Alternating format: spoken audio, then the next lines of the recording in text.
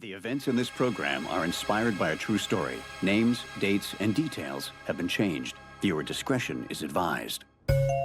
On this episode of Bizarre Murders, Eccola qua. Angelica and her husband Manny live a comfortable life in a close-knit Italian neighborhood. Until a violent, random act leaves her husband lying in a hospital bed. Oh, I'm so sorry. With the perpetrator at large, investigators quickly launch a statewide manhunt. But as detectives close in on the culprit, an unlikely clue leads them to a two-faced killer with a penchant for pasta.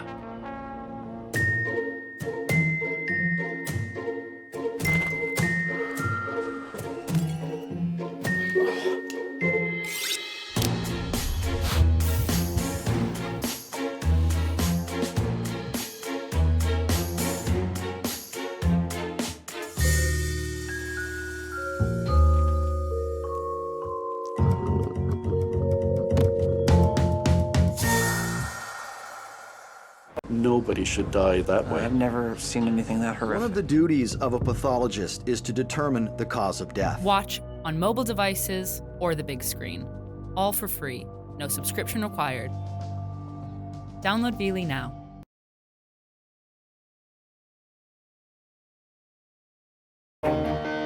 Staten Island, New York, 2009. Aiutami, help me! Okay, ma'am, I need you to calm down. Sei pazzo! How can I calm down? A man just came into our house and threw something in my husband's face! Just stay calm, ma'am. Angelica makes a panicked call to police to report an attack on her husband Manny. It's burning! His skin is falling off! Ma'am, please stay It's calm. gonna be okay, honey. Ma'am, paramedics will be on their way. Grazie, thank you. Manny is admitted to the hospital and treated for third-degree burns to the face. Blessed art thou amongst women, and blessed is the fruit of thy womb, Jesus. Holy Mary, Mother of God, pray for us. Mio fratello. His brother Mario rushes to his side. Are you okay? What happened to you?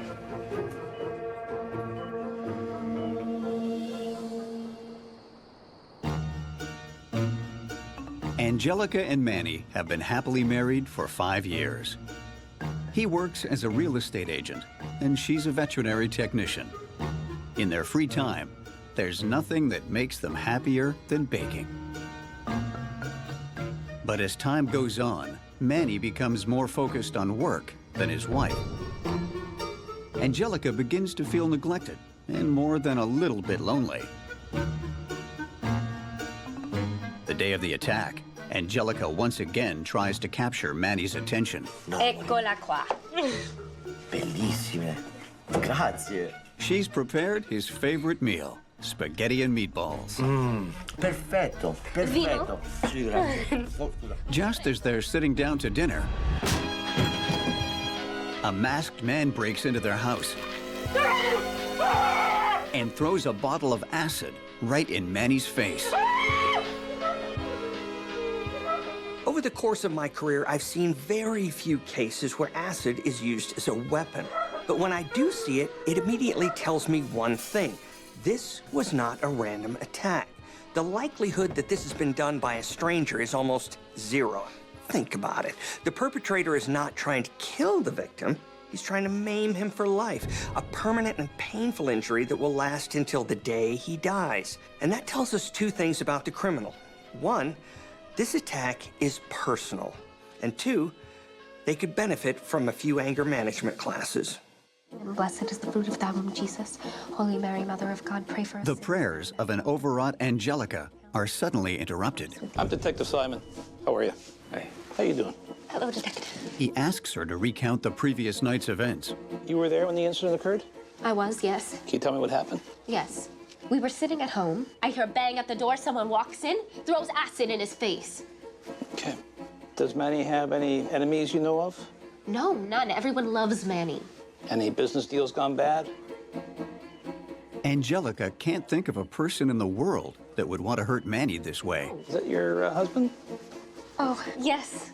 That's my Manny. Handsome guy. Wasn't he? Thank you very much.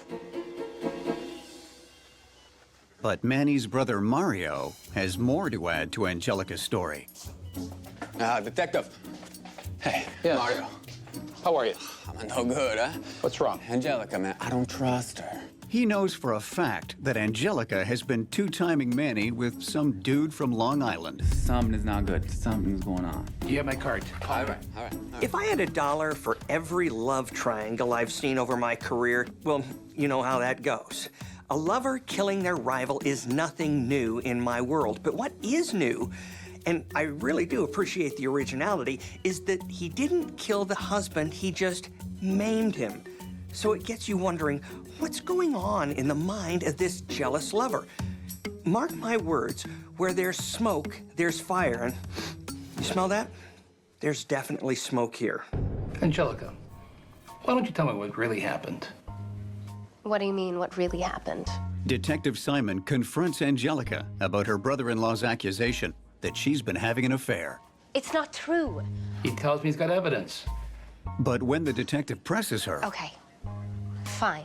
Angelica spills the beans. Manny's been very distant lately. He's never around. I started having an affair with my masseuse, Lorenzo. She claims she's tried to break it off, but he's blackmailing her, threatening to reveal the affair to Manny by sending him lewd photos of her. Any more? At this point, Lorenzo the lover has jumped to the top of the suspect list. But the question is, what the heck is this guy thinking? Where can I find this Lorenzo? By maiming Manny and blackmailing Angelica, he's only succeeded in driving her back to her husband. Wild guess, but I don't think that's the result he was looking for. Detective Simon does a background check on Angelica's boyfriend, Lorenzo. He learns that this handsome 33-year-old masseuse is not all that he's cracked up to be. Lorenzo has falsified his documents for his massage therapy license, only completing the first year of a 3-year program. When you find out your #1 suspect has also committed fraud, it makes you feel like you've won the lottery. But I wouldn't go spending the money just yet, because it doesn't necessarily mean that Lorenzo is the culprit. It just means that we found ourselves a guy who's not willing to color within the lines. Hello, this is Detective Simon. I'm looking for your son. I know I shouldn't be judgmental, but frequently I am, so there you go. When do you expect him back in, sorry? When you see a 30-year-old man living with mommy and daddy, you start to form a profile of the guy. And by profile, I mean an opinion that goes something like this: fraudster, blackmailer, mama's boy. And that's a real winner in my book. And by winner, I mean that he's a good suspect. Could you just let him know that I called? Unable to track down their prime suspect, Lorenzo, who Detective Simon believes to be dangerous, they put out a bolo. BOLO stands for Be on the Lookout. Basically, Lorenzo's a wanted man, and every cop in the state is now looking for him. And the only way he's getting away is if he's 10 times smarter than the cops. And, well, listen, if you flunk out of massage school, I think we both know Lorenzo's odds. Brother, you get thirsty, huh? Let's get a drink. Angelica and Mario face off at Manny's bedside, both believing they have his best interests at heart. All right, easy. Watch his face. He's got acid all over it. Ah, spaghetti and meatballs. Coming to make your favorite meal, eh? Oh, brother, look at this. All right, you can tell me how good it is, huh? You ready? Want a bite? I can't eat that. I'm a vegetarian. This guy still got a sense of humor, huh? I'm serious. I can't eat that. The problem here, and you can see it, is that Manny just refused his favorite dish in the world. So it kind of begs the question, how did this manly meat eater suddenly change his culinary tune? When Manny refuses his favorite dish, I can't eat that. Mario has a hunch that something isn't right. What's wrong with your voice, huh?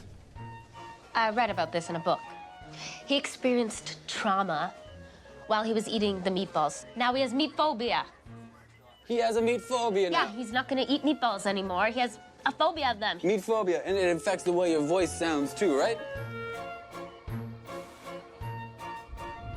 Detective Simon, it's Mario. I need to talk to you about my brother. Sensing something's very wrong, Mario urgently contacts Detective Simon. to let him know what happened. I'm telling you, my brother is not a vegetarian. Nona would be turning in her grave right now. Detective Simon returns to the hospital to take Manny's fingerprints. He tells Angelica it's a routine procedure they need for their files. It's not called lying when you're a detective. It's called a ruse. It's called being a smart investigator. Because if you give away your hand, you run the risk of losing the entire game. Sometimes the key to good detective work is keeping your cards very close to your chest. Because Manny works as a real estate agent, his fingerprints are on file. They run his prints through the system and check them against his employment records. What they find sends the case in a whole new direction. Wait a second. They aren't Manny's fingerprints. Okay, hold the phone, people. It's not Manny in the hospital bed. Oh, shoot. Now, this is a game changer because Angelica has been caught red-handed in a lie. So the burning question is this: what's she holding back? And more to the point, who's the dude with third-degree burns all over his face pretending to be Angelica's hubby? Stick around. I guarantee you'll be amused, or horrified, or both. Angelica, tell me exactly what happened. Like I said, we were sitting down for dinner about 6:30. Angelica is interrogated for hours, but she sticks to her story. It doesn't sound realistic. Well, I don't know what to tell you. Then tell me the truth. I have all day.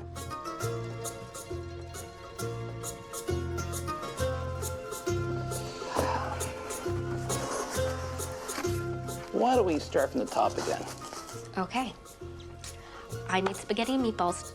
His Nona taught me how to make them just the way he likes them. So, when he gets home, he's excited. It's his favorite meal. When we sit down to dinner... After hours of intense grilling, she finally cracks.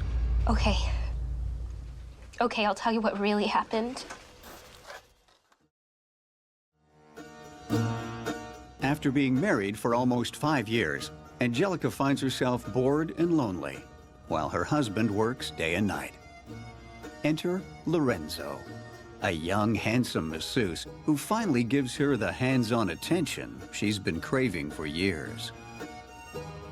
Angelica continues to see her massage therapist regularly for maintenance, until one day, it turns into something more. For over a year, they stay in touch via text massages and regular massages.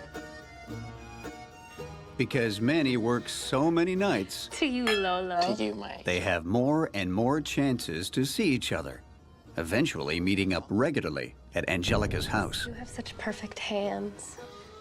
But their reckless love makes them careless, and unbeknownst to them, Manny's brother Mario catches them in the act.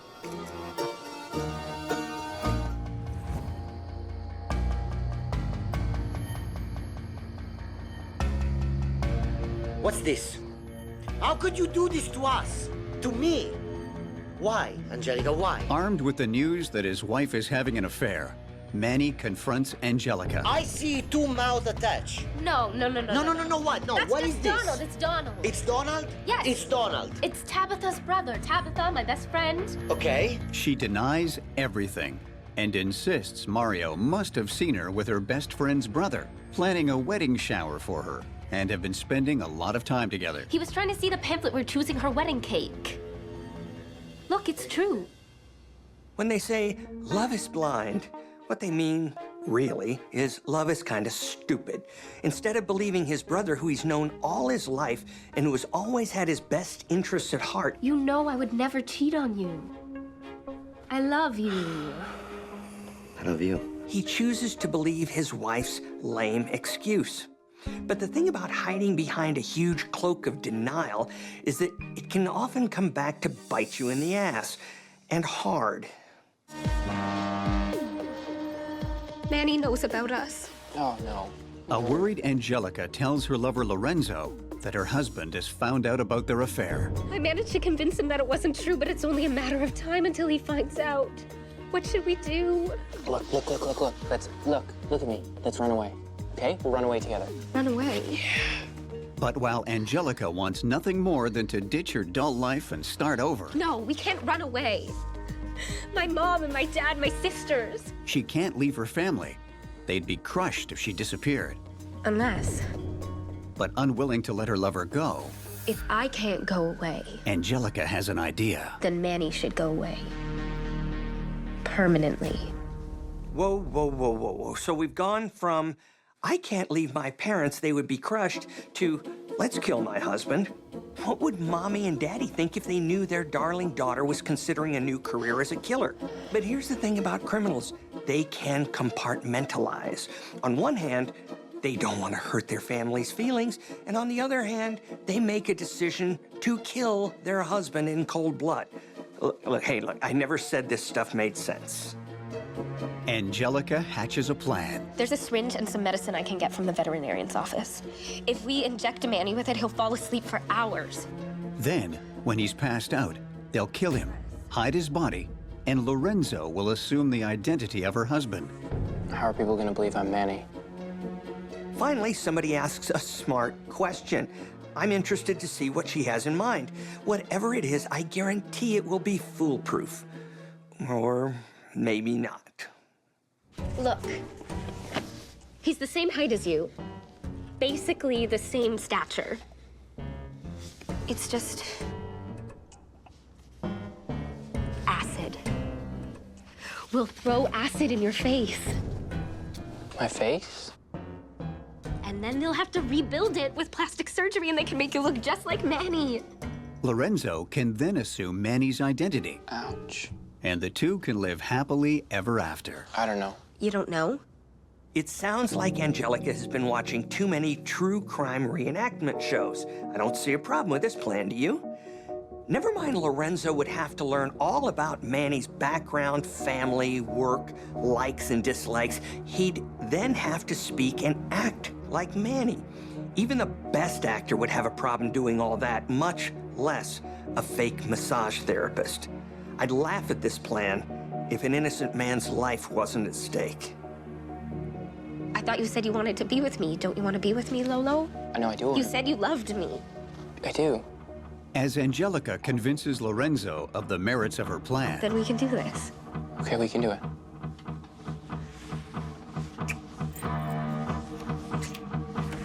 Hi, honey, I'm home. Manny arrives home unexpectedly. Honey.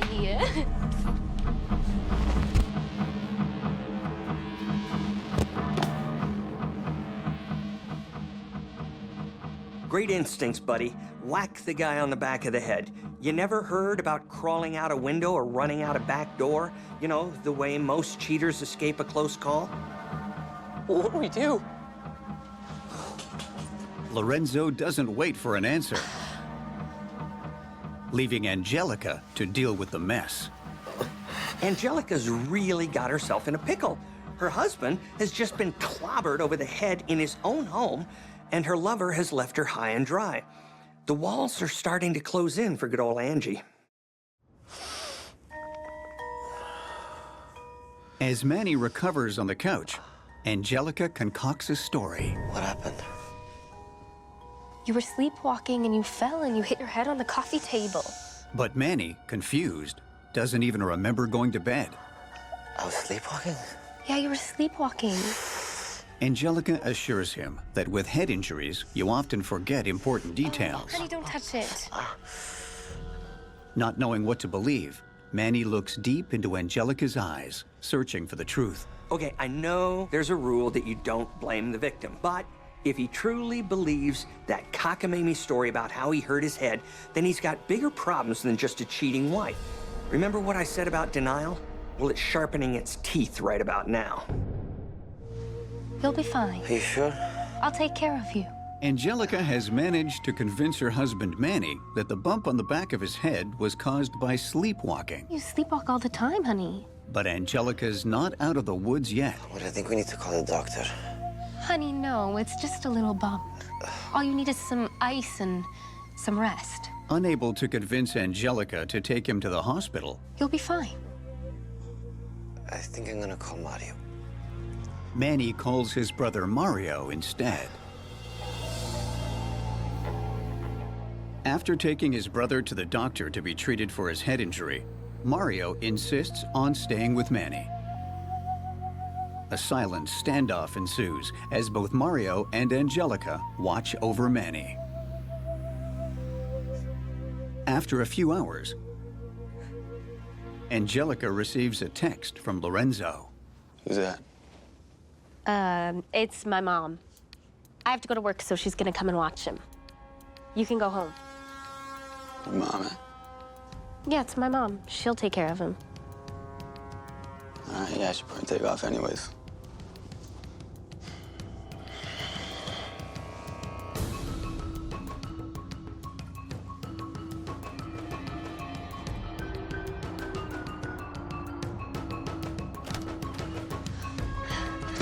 Come on. As Angelica and Lorenzo reunite, Manny begins to stir. Angelica rushes to her purse and pulls out the needle she stole from the veterinary's office where she works. Then, she plunges the needle into Manny's arm, filling his veins with a potent anesthesia. Get the poker. Okay. Okay. Hit him. Okay. Okay. Give that to me.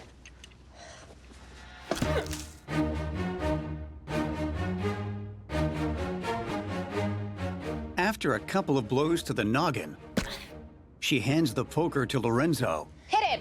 insisting he do some of the dirty work. Harder. The couple proceed to beat Manny to death Okay, give it to me. on his own living room couch. So here's the thing about Angelica.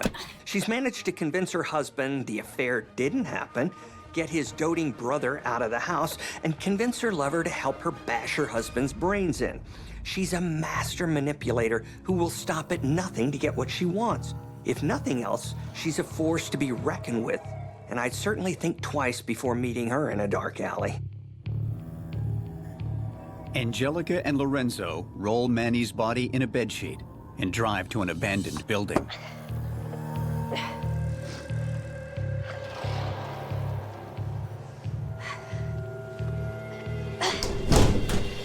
Ow. Oh, mi amor. And yeah, a little deeper. There you go. Yeah, that's it. That feels good. Yeah? Yeah. As an afterthought, they throw the syringe and the fire poker in the dumpster. So in case you haven't noticed, I'd like to point out a couple of genius moments here. One, who stops in the middle of disposing a body to get a neck massage? And two, who plants the murder weapon with the body? Good old Bonnie and Clyde here. You can't get nothing by them. Will you be my Manny? I do. I mean, I will. The dumpster.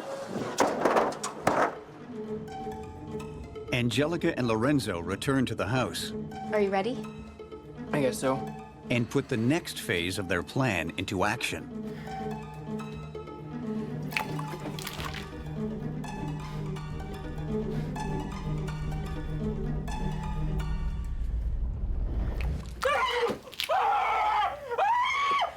Hey, no, calm down. Calm down. Here's a question for you. What kind of man would allow his face to be permanently disfigured for a woman? It's okay. The burning will stop. Calm down. He's obviously a people pleaser with a self-esteem problem. And here's another question. What kind of woman would subject her lover to that kind of pain? Go into the washroom, wash your face off, and fix your hair. Make it look like Manny's. When you think about it, they're really perfect for each other in a twisted kind of way. He's kind of the yin to her really messed up yang. Angelica, you're under arrest for the murder of your husband, Manny. Well, good old Angie sang like a canary with little more than a nudge. It almost makes you yearn for the good old days when cops and killers were more evenly matched, you know? Detective Simon allows Angelica one last massage before he hauls her off to prison. I'm sorry, Lolo. Me too, Angel. A little harder. No, to the left a little bit. Lorenzo admits his part in the scheme and tells Detective Simon where they hid the body and the murder weapon. Okay, hid is a bit of a misnomer, but I'm not gonna split hairs. The point is, these guys crumbled like a bridge made of blue cheese. They're accused of criminal conspiracy, murder, and hiding evidence. I love you, Lolo. Love you too. These two somehow thought they could get away with killing a man and taking over his identity without anyone noticing. In my book, that's either pure ignorance or pure stupidity. It's probably both. Get this picture out of my room. And to think a bowl of pasta brought these two masterminds down. It's kind of fitting, isn't it?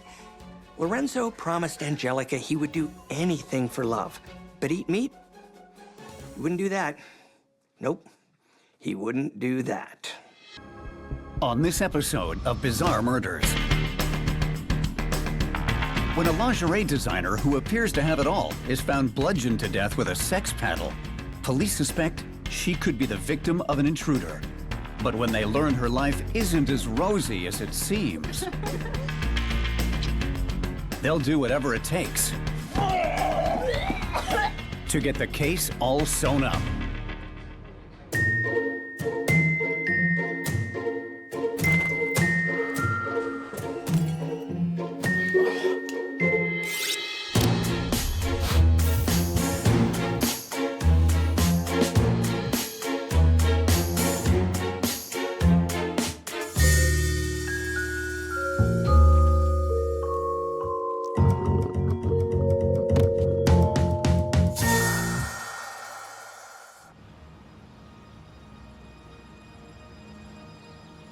Francine? Francine?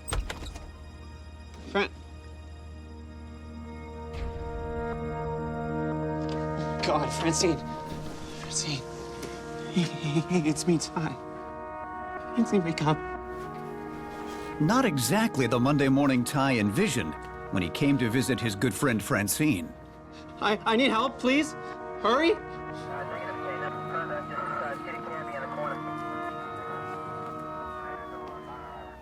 When lead investigator Detective Lopez arrives at the crime scene, he notices Francine has been beaten to death with a sex paddle. Over the hundreds of cases I worked with the FBI, I learned that whenever you see something like a victim killed by a bedroom toy or in a state of undress, you have to at least consider the possibility that you're looking at a sex game that went wrong. If that's the case, Francine's killer would have had sexual contact with her. And that means the best option for finding him is to pull DNA from something he left behind. Oh, come on, let's just say it. I'm talking about semen. And looking at the state of this bed, there's a lot to choose from. Still less than most hotel rooms, though, seriously. After years of seeing hotel rooms checked with UV light, I would never sleep on those sheets, which is how I've ended up as that weird old guy who travels around with his own linens.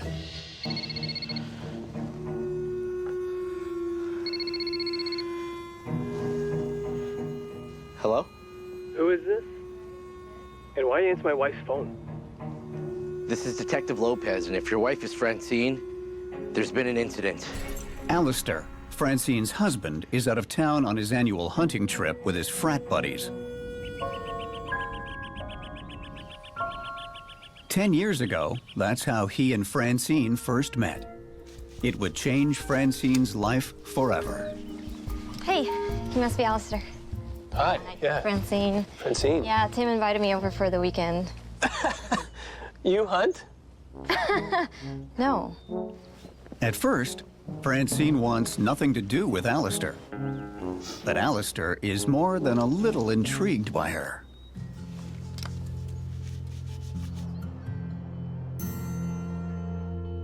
Back at university, he works hard to win her over, and the two soon become friends, with benefits. Looks great, babe. You should try to sell it. Oh, no one would buy my stuff. Of course they would. You're a great designer. Oh, thank you. You're so sweet. And before long, Francine and Alistair jump into a full-on relationship. They spend the rest of college joined at the hip. When they graduate, they tie the knot. Okay, wait, you can put it down. The newlyweds work hard to build a life together and make their dreams come true. I love you. I love you too. Francine launches a high-end lingerie line, while Alistair decides to write the next great American novel. At first, Francine and Alistair are young and in love. But over the years, their lives become less Leave It to Beaver and more Desperate Housewives. When Francine hits the big time and there's still no novel in sight, Alistair's fragile man ego is shattered. He decides the best thing to do is enjoy Francine's underwear and the big bucks it brings into their bank account. Babe, leave me your credit card. There's this awesome jet ski I've been wanting to check out. Really? The motorcycle wasn't enough? Well, Francine spends long hours running her company. Gotta go. Thanks, babe. You're the best. Yeah. Alistair lives like a king, sleeping until noon, regular spa days, and treating his frat buddies to scotch tastings and cigars.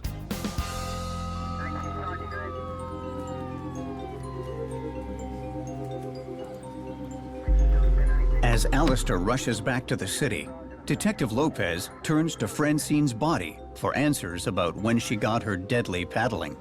Getting a solid time of death is vital in a homicide case, because once you have that, you can start checking alibis and narrowing in on suspects. So when did Francine die? Her limbs are stiff but not rigid, so I'm thinking she's been dead maybe 24 to 48 hours, which means she would have been killed between late Friday night to midday on Sunday. Talk about your rough weekend. But when the DNA results come in, they show all traces of semen belong to Alistair. Well, those results don't help us get any more answers. Unless, of course, your question is how virile Alistair happens to be. My wife meant everything to me, Detective. You better find the guy that did this to her.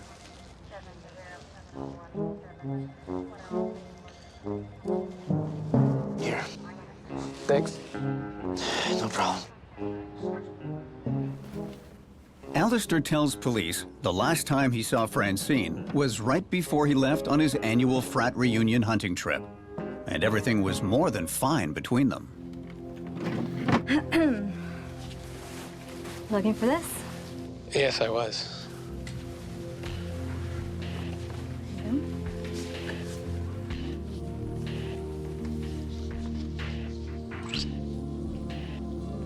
I love you.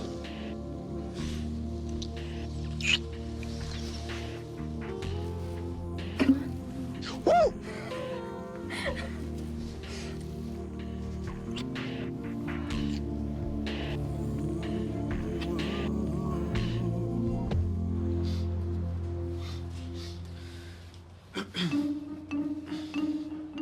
Instead of wasting your time talking to me, you should be interviewing Ty. Excuse me? He was her lover, after all. Sorry, Ty? Okay, we've got lingerie, a sex paddle, and now a lover. Is this a case or an episode of Dynasty?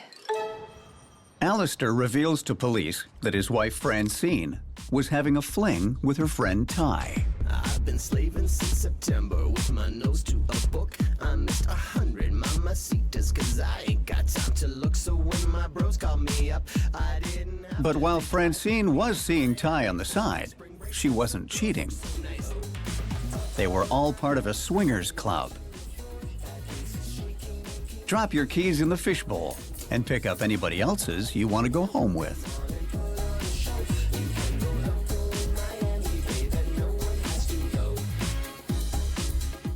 So it turns out that Alistair and Francine had an open marriage. Translation, they could see who they wanted to see on the side, but the deal was that any side relationships had to stay light and be focused only on sex, not on intimacy, because your spouse banging a stranger is cool, but cuddling afterwards? Oh, no. That is over the line.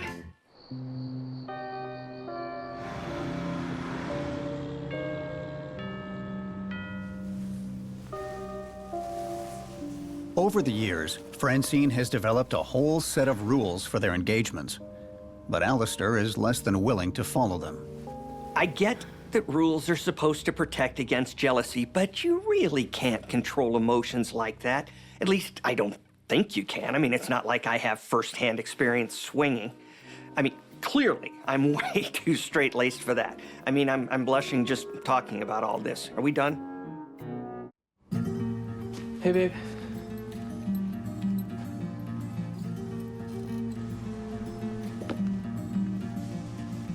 Babe. I don't want to do this anymore. I just want it to be just the two of us again. Francine decides it's time to trade swinging for a swing set. I want to try having a baby.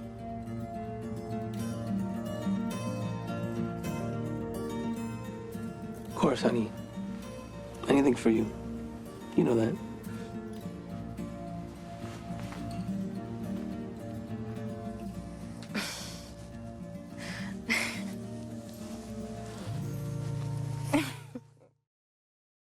Yeah, my wife and I had an open relationship. It was an agreement we had. But when we closed the marriage, Ty got all weird about it. He didn't take it too well. Guys like Ty don't get a lot of women, so they get weirdly attached. You understand that, right, Detective? I'm not agreeing with Alistair's logic, but I am with him that Ty needs to be looked at as a suspect. Okay, let's face it. He found the body, which already makes him a person of interest. And he used to sleep with the victim, which makes him more interesting. All that is more than enough to interview him, no matter how good he is or isn't at picking up women. I would never hurt Francine. I adored her. Ty claims he took Francine out for Chinese food on Friday, but just as friends. Then he dropped her off at home around 1 and headed straight out to a weekend retreat. What is it that you do on the retreat? I LARP. Sorry, you LARP? Live action role play. Oh. I'm a swashbuckling pirate. You're a pirate. Drink up, mateys. Live-action role-play is like computer gaming, only more dorky. Players create characters, then get together to portray them for hours or weekends at a time, all in the hope of gaining fake acclaim and admiration. So it's like The Suburbs, but with dragons instead of nosy neighbors. How did you make out? Well, I was very close to getting the bounty chest, but Stubby Pete, my friend, got there before I did. Sorry, your friend Stubby Pete? Yeah, he has a peg leg. Oh, Stubby Pete? The alibi may be odd, but it's solid. With over 50 people at the event, including site security, there's very little chance that Ty could sneak away to kill Francine. With Ty ruled out as a suspect, and the images of the scratches on Alistair's neck still fresh in his mind, Detective Lopez looks more closely at Alistair's alibi. I'm just following up on an investigation on your dad's friend, Alistair. He questions Vanessa, daughter of Alistair's frat buddy, Tim, who was hosting the hunting trip weekend. He said he was here recently? Yeah. Alistair was up at the cabin with my dad and their friends, like, all weekend. He came over, he was here on Friday, and they drove up together. Friday now. Do you remember specifically what time on Friday? Like around 5:30. I remember because he was making this big deal out of a movie that was on TV. Hey, we're gonna leave now. Okay, bye, Dad. I'm gonna get off. Awesome. All right. Icebox. Great movie. I caught this one last night. Detective Lopez finally gets a break from the most unexpected source. But you know what was super weird about that movie? What's that? So the whole thing was about this husband who kills his wife, and like a few days later, Francine is dead.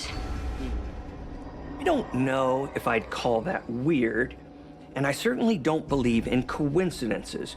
What I do believe in is good police work, and I'd be chasing down this connection because it could prove to be a solid lead.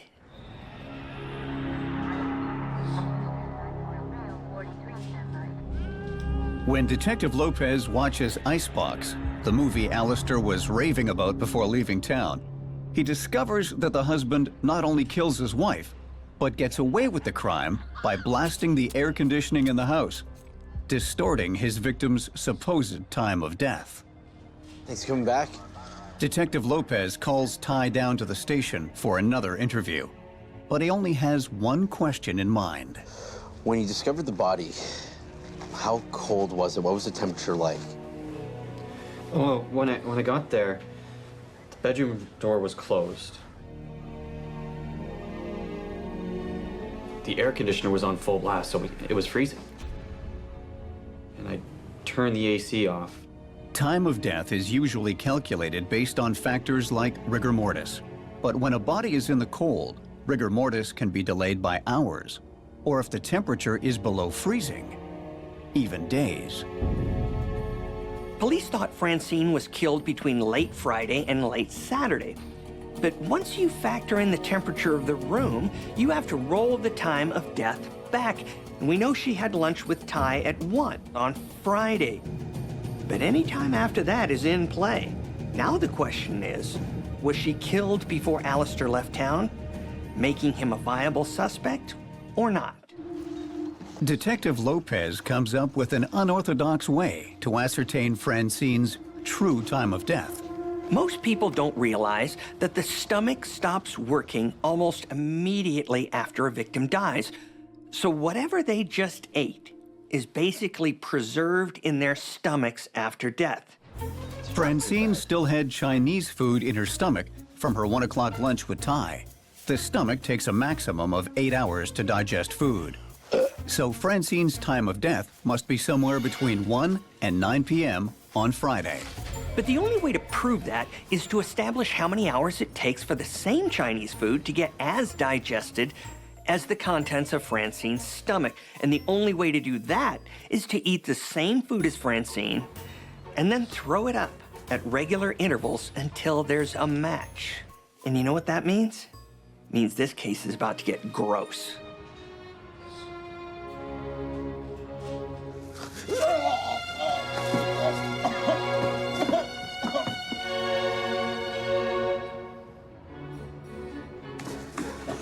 And that right there is why criminals should never underestimate law enforcement, because we'll do whatever it takes to crack a case.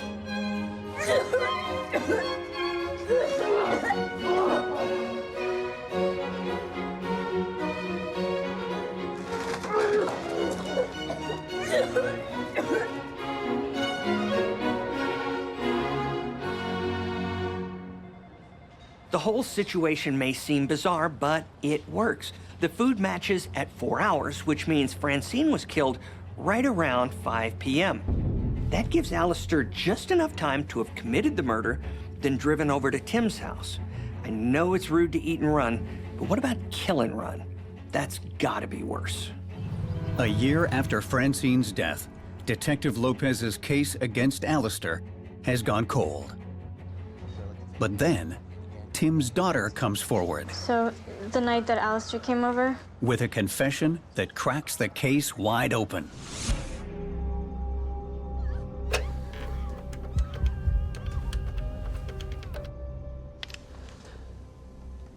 Hey, Francine. Yeah? Yeah, I'm gonna miss you too. She realized Alistair... We'll talk first thing in the morning. ...was speaking to the dial tone. Okay? Yeah, I love you. Yeah, okay, bye. The only reason to fake a call like that is if you know someone's dead, but you want to make everyone else think they're still alive. And the only person who would want to do that is a killer trying to shore up his alibi. Alistair thinks he's smart enough to trick everyone around him like he's so evil genius. But someone ought to tell him he's more Homer Simpson than Hannibal Lecter. Detective Lopez finally has all he needs to charge Alistair with Francine's murder. All the evidence points to you. You're under arrest for the murder of your wife. Right. I killed my wife, the woman I was happily married to. Because that makes sense. All right, let's get going. Come on, Buttercup. Let's go. He's not wrong. The lack of obvious motive means the case isn't a slam dunk, and Alistair's now rich enough to lawyer up with the best team possible. At trial, the truth of Francine and Alistair's relationship comes pouring out. Want to go again? Oh, yeah.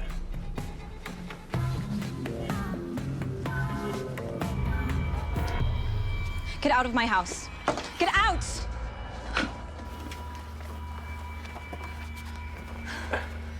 Are you... What is this? It was the same as before. I don't understand why it's a big... Because I want to change. Okay. I wanted things Why don't we calm differently. I left Ty and we talked about this. You said that was good. You said whatever you want.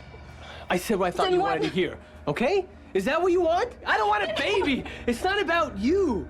It's my life, too. I like my life the way it was. Francine designed lingerie, but Alistair's the one with a pattern. While he agreed to close his marriage, he continued seeing his girlfriends on the side. What is it about? I thought it was about us. It is about us. Then why can't we do then both? Why does she have to be here? What do you want? What do you want from me? I give you everything. For you. You know what? When Francine confronted Alistair about his cheating, he became violent, and she decided it was time to leave. I don't want this. What do you want then? I want a divorce. God damn it! Alistair knew that if Francine went, her money and his playboy lifestyle went with her. So he decided he couldn't afford to let her go, at least not alive.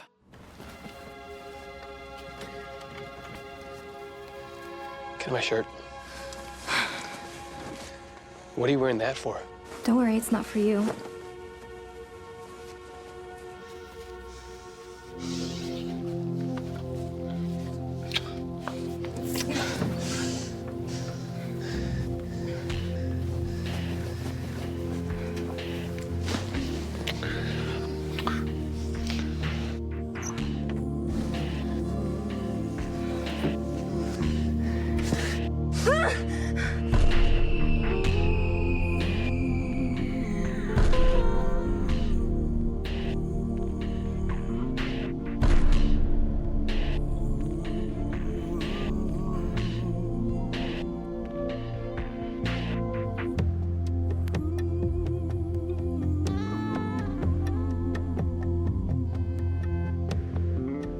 The air conditioning idea is actually a pretty good one, and it did confuse the police about Francine's time of death, at least for a while. But you know what isn't a good idea? Ripping your MO off from a movie that's playing on TV at the time. And then on top of that, blabbing about how you saw the film and you loved it. I'd say criminals should learn to zip it, but then it would make them harder to catch. So as far as I'm concerned, they can just keep on gabbing and keep on getting locked up. Alistair is convicted of first-degree murder and sentenced to life without parole. Like a little black dress, true love never goes out of style. But if you're with a man who treats women like fashion trends, picking them up and discarding them as he pleases, be careful. Because I promise you, no matter what he says, the only threesome he really cares about is me, myself, and I.